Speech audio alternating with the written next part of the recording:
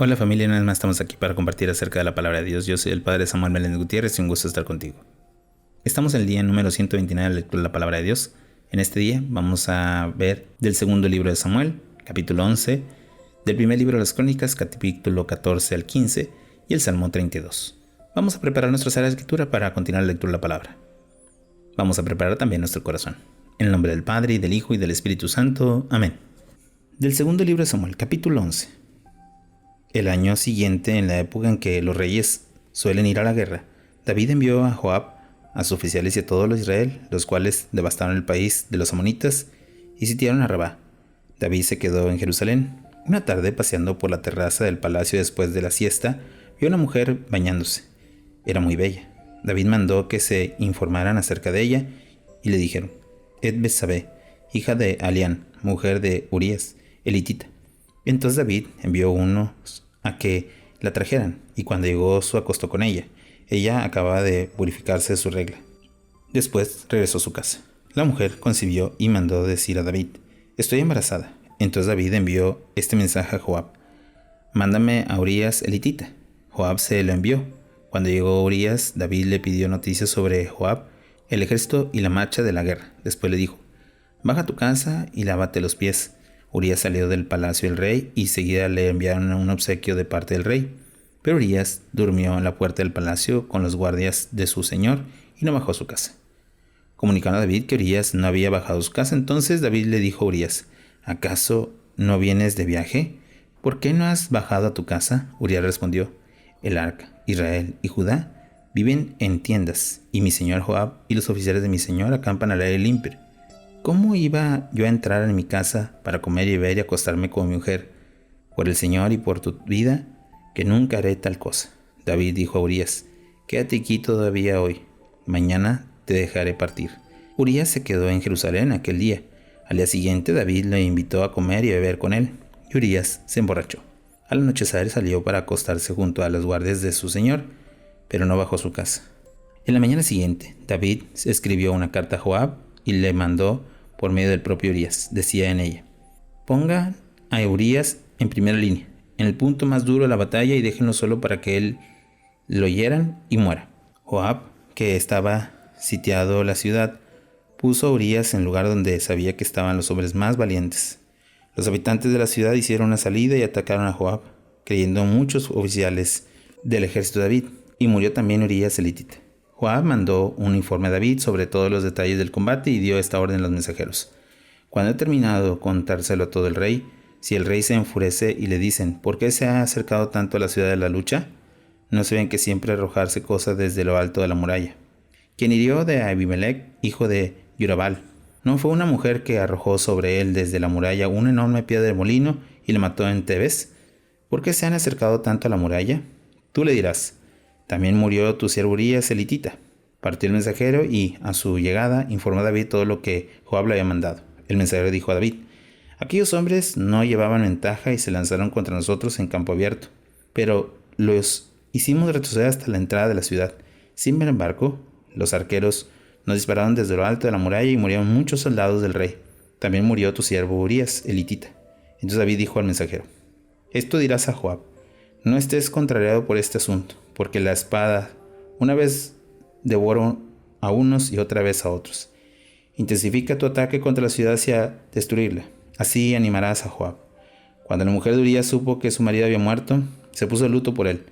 Terminando el luto, David mandó a buscarla, y la llevó a su casa y tomó a su esposa, y ella dio a luz un hijo. Por lo que había hecho David desagradó al Señor. Palabra de Dios. Te alabamos, Señor. Al haber escuchado este capítulo 11 acerca de lo que hace David con la mujer de Urías y lo que hace con Urías, es algo que no solamente pierde la consonancia de hacer la voluntad de Dios, sino también el desprecio de la misericordia, de la justicia y del amor. ¿Cuántas veces nos ha pasado esto? Hemos elegido otras cosas que no son necesarias, que no son oportunas y que simplemente desagradan a Dios. Meditemos un poco la palabra de Dios.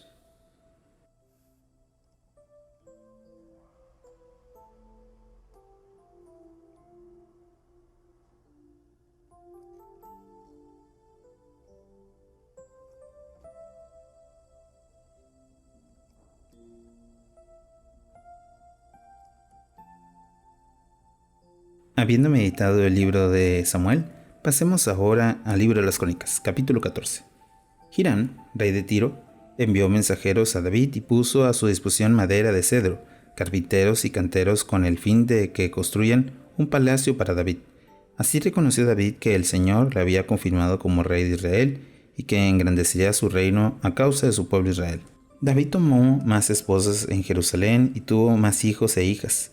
Los nombró de los hijos que le nacieron en Jerusalén son Samúa, Sobad, Natán, Salomón, Jihai, Elisúa, Elifelet, Nogá, Nefe, Yafías, Alimasa, Balyadá y Elifeletet.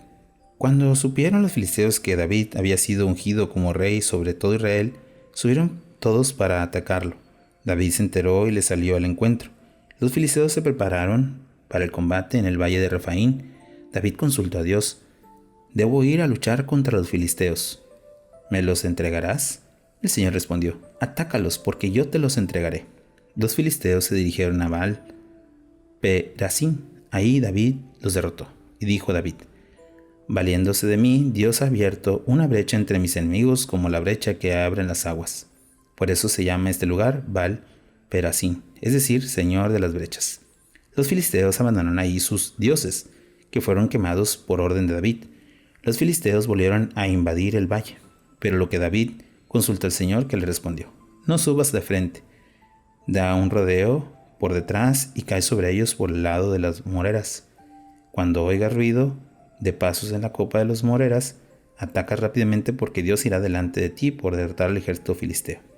David hizo lo que el Señor le había mandado y derrotó a los filisteos desde Jaboán hasta Geser. La fama de David corrió por toda la región y el Señor hizo que le temieran todas las naciones. Capítulo 15. David construyó para sí casas a la ciudad de David y para el arca de Dios levantó ahí una tienda de campaña. Luego ordenó: «Los levitas son los únicos que pueden transportar el arca de Dios, pues para ello y por su servicio perpetuo ha sido elegido por el Señor». David convocó en Jerusalén todo Israel para trasladar el arca del Señor al lugar que le había preparado. Convocó a los hijos de Aarón y a los levitas. Entre los descendientes de Quebat, el jefe de Uriel, con 120 familiares. Entre los meraritas, el jefe de Ayazán, con 220 familiares. Entre los georsonitas, el jefe de Joel, con 130 familiares. Entre los descendientes de Elisafán, el jefe de Semayas, con 200 familiares. Entre los descendientes de Hebrón, el jefe de Eliel, con 80 familiares. De entre los descendientes de Uziel, el jefe de Aminadab, con 112 familiares. Luego llamó David a los sacerdotes de Sadoc y Abiatar, y a los levitas Uriel, Asayá, Joel, Semayas, Eliel y Aminadab. Y les dijo: «Ustedes son los jefes de los familiares levitas.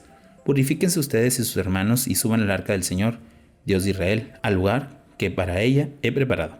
Por la ausencia de ustedes y el Señor, su Dios, no castigó la vez anterior al no comportarnos según la ley.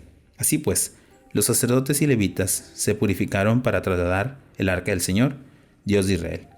Los levitas la transportaron apoyando las varales sobre sus hombros, como había dispuesto a Moisés por orden del Señor. David mandó a los jefes de los levitas que expusiera ordenadamente a sus hermanos los cantores con todos los instrumentos musicales de acompañamiento, arpas, cítaras y címbalos, para tocar bellas y alegres melodías.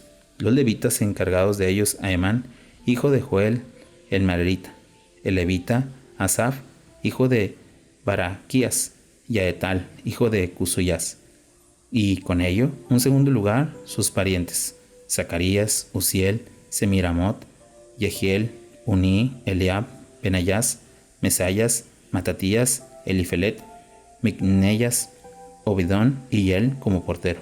Los cantores Emán, Asaf, Etán tocaban los címbalos de bronce. Zacarías, Uziel y Semiramot, Yeel, Uní, Elien, Mesayas y Benayas, arpas agudas.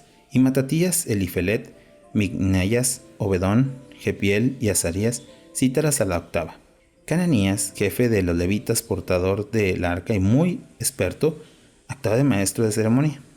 Beraquías y Elcaná hacían de porteros cerca del arca.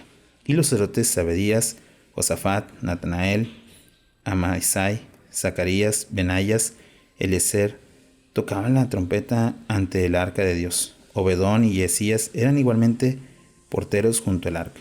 David, los ancianos de Israel y los jefes de los 1000 asistieron alegres al traslado del arca de la alianza del Señor desde la casa de Obedón.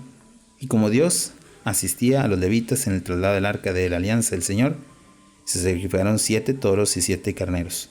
David llevaba un manto de lino, lo mismo que todos los levitas portadores del arca, los cantores, Cananías, que era el maestro de ceremonias, y los porteros. David llevaba también el efod de lino.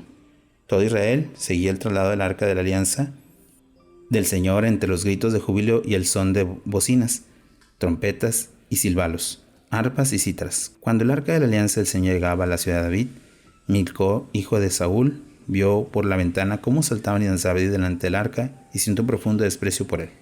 Palabra de Dios. Te alabamos, Señor. Hemos escuchado estos dos relatos donde ya hay una conquista y sobre todo el traslado del arca. Cómo es que David le da honor a la presencia de Dios, especialmente con el arca de la alianza. Hoy nos damos cuenta cuántas veces nos hace dar honor, cuántas veces nos hace falta dar una felicidad de esa alegría de la presencia de Dios. Meditemos un poco en la palabra de Dios acerca de nuestras alegrías y nuestras alabanzas a Dios.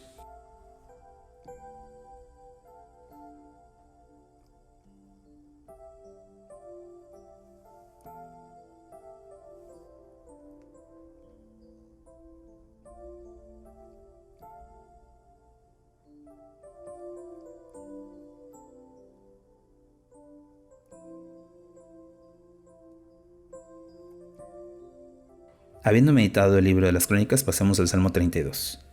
Canto de David. Dichoso el que fue absuelto de su culpa y a quien se perdonó su pecado. Dichoso el hombre a quien el Señor no le tiene en cuenta su falta, y cuyo espíritu no ha engañado. Mientras callaba, se consumían mis huesos gimiendo todo el día, pues día y noche tu mano pensaba sobre mí.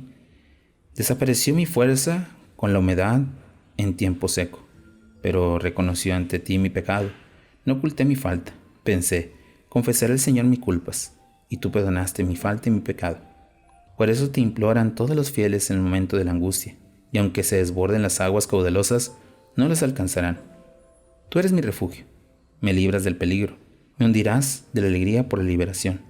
Yo te instruiré, te mostraré el camino a seguir, y me ocuparé de ti constantemente.